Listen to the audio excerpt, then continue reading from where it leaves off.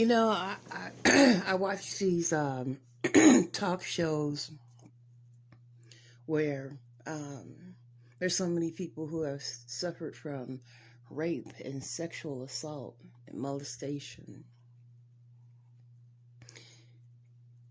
as young children at the hands of family members, family friends, uncles, cousins.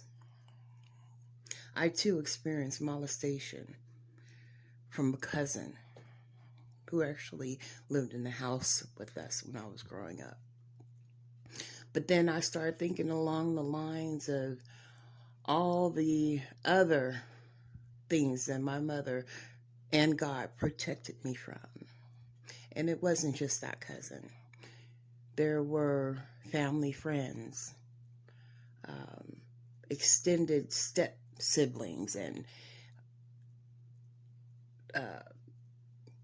uncles, be it, maybe not necessarily be married in the family, but, with an aunt on another side of the family, or just an aunt, people. It's the individuals that you bring into a family when they're not married into the family, and there's also bloodline. I mean, there's predators at every level, male and female.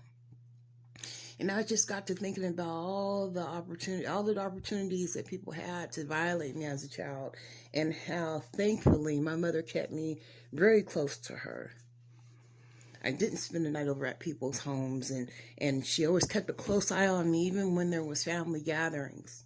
And there was even certain people that she told me to steer clear from,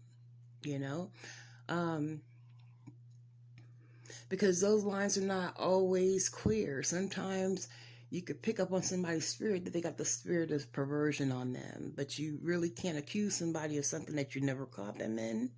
And that is a heavy accusation. But yes, I can think of 1, 2, 3, 4, 5 or 6 situations that either God or my mother or my sister saved me from. And not only that, that's first level of violation that a child can go through. But then there's also staying at friends' homes and the predators that are in those homes, or people in the neighborhood that may be predators, or there's also predators in schools and churches. I can think of past employers and teachers that have been inappropriate. There's sickos and predators everywhere. It's so important that you keep your children extremely close to you at all times, regardless if a person is in the family or not.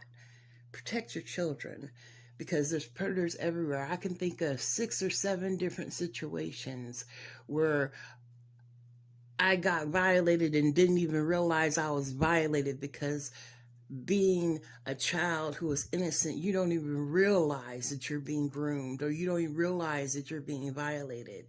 You don't even think about it.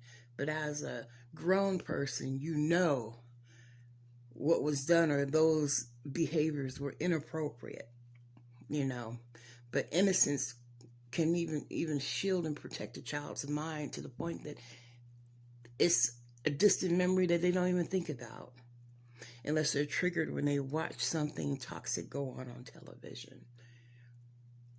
Be mindful and keep your children close and keep them safe. It's so important.